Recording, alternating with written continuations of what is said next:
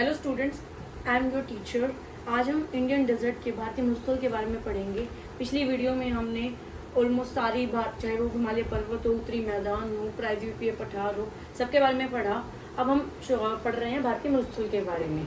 ठीक है, तो भारतीय मरुस्थल कहाँ पे है सबको पता होगा। मरुस्थल का नाम सुनते ही सबके दिमाग में राजस्थान आता है। तो भारतीय मरुस्थल राजस्थान में स्थित है। वहाँ पे मरुस्थल होने का मुख्य कारण क्या होता है? जहाँ पे वर्षा कम होती है वहाँ पे मरुस्थल होता है। तो जो राजस्थान में वर्षा है ना, वो 150 मिलीमीटर के आसपास है। वहाँ में सिर्फ एक ही प्रमुख नदी है जो कि लूनी है। ठीक है, वहाँ पे जो नदियाँ भी दिखती हैं ना राजस्थान में, वो मौसमी होती हैं। जो बारिश कभी कभार आती है तो नदियाँ बह जाती हैं, और जब नहीं आती तो वो भी सूख जाती हैं। और वो ज़्यादातर नदियाँ तो ऐसी हैं जो पानी आती तो है, निकलती तो है, लेकिन वो समुद्र तक पहुँच ही नहीं पाती पानी की कमी के कारण, बालू में ही विलीन हो जाती हैं। लूनी इस क्षेत्र की सबसे बड़ी नदी है। और जहाँ पे ना आपको मरुस्थल में एक इम्पोर्टेंट चीज़ है, बर्कन, ये देखने के मिलेंगे। बर्कन होते क्या है? अर्ध चंद्राकार बालू का टीला, जो कि है कोसेंट्रिक इन शेप। जैसे आपने ना कभी मूवीज में देखा होगा कि ये रेगिस्तान है, तो यहाँ ना इस आकार में बड़े बड़े टीले से बने रहते हैं, चंद्राकार, अर्ध चंद्राकार की शेप में। तो उन्हें हम कहते हैं बरकान, जो कि मोस्टली जैसलमेर में देखने को मिलते हैं। ठीक है, और बस आप ये याद रखिएगा, इसमें मोस्टली जो मरुस्थल है बरकान तो मोस्टली हमें देखने मिलते हैं जैसलमेर में, जो कि अर्धचंद्राकार बालू का टीला या कोसेंट्रिक। और लंबा टीले होते हैं ना, वो भारत पाकिस्तान की सीमा पर देखने के मिलते हैं। आइए आपको एक बार मैप में भी दिखा देते हैं कहाँ पे पड़ेगा ये। देखिए, ये है भारतीय मरुस्थल। भारतीय मरुस्थल, यहाँ पे भारतीय मरुस्थल तो उन्होंने दिखाया हुआ है, पर ना तो इन्होंने जैसलमेर दिखा रखा है, ना इन्होंने लूनी दिखा रखा है। चलिए कोई नहीं, हम आपको दूसरे मैप में दिखाते हैं।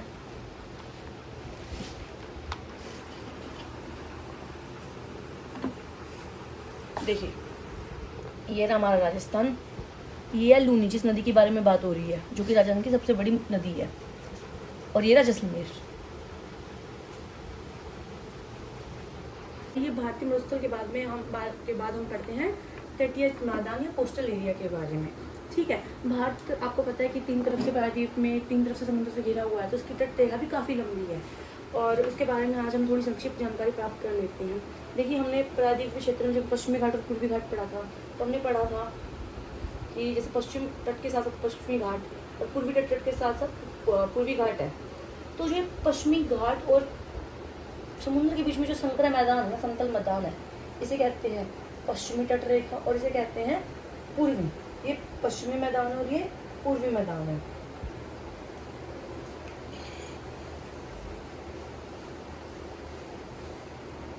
अब जो पश्चिमी घाट है ना, ये पश्चिमी तट है, इसको हम तीन हिस्सों में बांट सकते हैं। ऊपर वाले हिस्से को हम कोंकण कहते हैं, नीचे वाले हिस्से को हम कन्नड़ कहते हैं, और यहाँ दक्षिणी जो हिस्सा है ना, इसे हम कहते हैं मालाबार।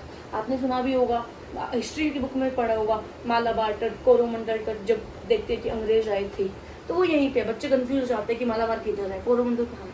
आप एक सिंपल सा मैप भी याद कर लोगे ना, तब भी आपको एक आइडिया आ जाएगा कि कोंकण तट जो ऊपरली हिस्सा है, उत्तरी, आप बहुत एक ब्रीफ में भी नहीं जाएंगे ना, एक मोटा मोटा भी याद कर लोगे ना। ऊपर कोंकण, बीच में कन्नड़ और लास्ट में मालाबार। और इस तरफ क्या है, यहाँ पे नीचे सबसे ये दक्षिणी हिस्सा है, कोरोमंडल तट कहते हैं, और जो ऊपरी हिस्सा है इसे हम दूसरा। देखिए, कंफ्यूज मत होइएगा, ये मैंने सिर्फ प्रायद्वीप के हिस्सा यहाँ पे बना दिया है, हमें ऊपर वाले हिस्से की जरूरत नहीं है, तो मैंने सिर्फ इतना ही बना दिया समझाने के लिए। और जो ये वाला तट है इसे हम कहते हैं उत्तरी सरकार। देखिए, जो पूर्वी तट है ना, उसको महानदी, गोदावरी, कृष्णा, कावेरी, हमने देखिए एक चीज़ देखिए, जो ज़्यादातर नदियाँ हैं ना, उनका बहाव पूर्व की तरफ है। और हमने प्रायद्वीप मैदान में आपको बताया था कि जो पूर्वी तट है ना, वो सतत नहीं है, कटा फटा है बीच में। वो इसलिए कटा फटा है क्योंकि बहुत सारी नदियाँ वहाँ से गई हुई है, जैसे महानदी, गोदावरी, कृष्णा, कावेरी, अपने आप में बहुत बड़ी नदी है, और ये बहुत बड़े बड़े डेल्टा का निर्माण करती है। ठीक है, और जो महानदी है ना, इसके किनारे पे यहाँ पे चिल्लिका लेक है। और चिल्लिका लेक के बारे में आपको ये बात जान के बहुत हैरानी होगी कि भारत में खारे पानी की सबसे बड़ी झील है ये। अब याद रखिएगा, थोड़ा सा एक इम्पोर्टेंट पॉइंट है ये, जो चिल्लिका झील है ना, भारत में सबसे बड़े खारे पानी की झील है। भारत में सबसे बड़े खारे पानी की झील है। बहुत सारे क्वेश्चंस, बहुत सारे एग्जाम्स में पूछी गई है ये चीज़, तो प्लीज़ याद रखिएगा। आइए अब तटीय क्षेत्र के बाद हम पढ़ते हैं द्वीप समूह के बारे में, आइलैंड्स के बारे में। ठीक है, तो हम मालाबार तट से शुरू करते हैं, दक्षिण पश्चिमी तट से। मालाबार के पास में यहाँ पे एक लक्षद्वीप समूह है। भारत में 2 मुख्यतः हैं, एक लक्षद्वीप समूह और एक अंडमान निकोबार। अब हम पढ़ रहे हैं लक्षद्वीप के बारे में, ठीक है। पहली बात तो द्वीप आपको पता होगा, मैंने पहले भी बताया था कि अगर कोई स्थल है जो चारों तरफ से पानी से घिरा हुआ उसे हम द्वीप कहते हैं, ठीक है। तो लक्षद्वीप को हम पहले ना लकाद्वीप, मिनिकॉय तथा द्वीप के नाम से भी जानते थे, ठीक है। 1973 में जो हम लक्षद्वीप जानते हैं ना, वो 1973 में इसका नाम रखा गया है, जिसका क्षेत्रफल है ना वो बहुत अधिक नहीं है, सिर्फ 32 किलोमीटर के स्क्वायर किलोमीटर के एरिया में फैला हुआ है। और जो कावेरी थी है ना, अब देखिए चाहे छोटा है चाहे बड़ा है, अगर वहाँ पे चीज़ें हो रही हैं और रह रहे हैं तो वहाँ पे प्रशासनिक क्षेत्र तो जरूर होगा। तो जो प्रशासनिक मुख्यालय है ना लक्षद्वीप का वो है कावारत्ती, ठीक है। और वहाँ पे ना एक पीटली द्वीप नाम के एक प्रमुख द्वीप है। इस द्वीप की मुख्य विशेषता क्या है कि यहाँ पे कोई मनुष्य नहीं रहता, यहाँ पे एक सिर्फ पक्षी अभ्यारण्य है। याद रखिएगा, अगर कोई आपसे पूछ लेना कि लक्षद्वीप में ऐसा कौन सा एक स्थल है या द्वीप है जहाँ पे मनुष्य नहीं रहते लेकिन सिर्फ एक पक्षी अभ्यारण्य है, तो कौन सा होगा? पीटली द्वीप होगा, ठीक है। और सबसे मेन बात पता क्या है, लक्षद्वीप जो बना हुआ है ना वो परवल से बना हुआ है। सॉरी गलत हो गया ये लिखने में,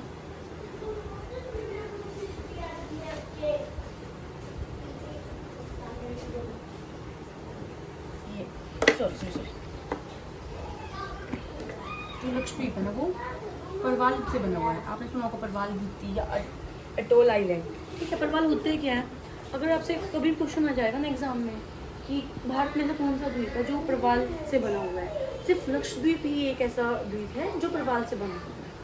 हमने लक्षद्वीप के बारे में पढ़ा जो कि पश्चिमी तट पे है। अब हम पढ़ते हैं अंडमान निकोबार के बारे में जो कि है पूर्वी तट पे।